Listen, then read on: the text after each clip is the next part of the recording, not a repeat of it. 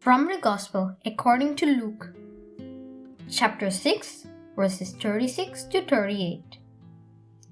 Jesus said to his disciples, "Be merciful, just as your Father is merciful. Stop judging, and you will not be judged.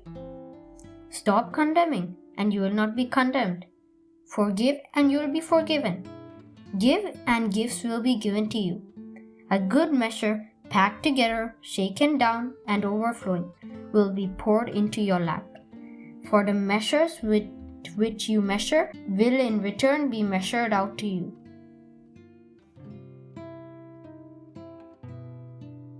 Be merciful, even as your Father is merciful. It's not a catchphrase, but a life commitment. If we look at the history of salvation, we see that the whole of God's revelation is an unceasing and untiring love for mankind. God is like a father or mother who loves with an unfathomable love and pours it out abundantly on every creature. Jesus' death on the cross is the culmination of the love story between God and man. A love so great that God alone can understand it. It is clear that compared to this immeasurable love, our love will always be lacking. But when Jesus calls us to be merciful like the Father, He does not mean in quantity. He asks His disciples to become signs, channels, witnesses of His mercy. The church can be nothing other than a sacrament of God's mercy in the world, at every time and for all of mankind.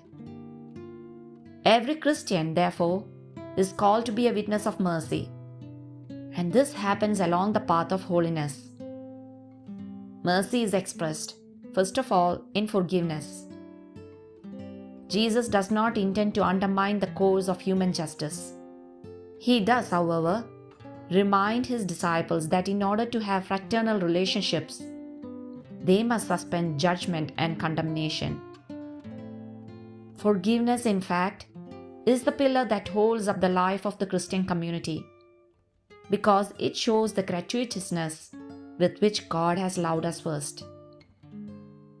We do not have the power to condemn our erring brother. We are not above him. Rather, we have a duty to recover the dignity of a child of the Father and to accompany him on his journey of conversion.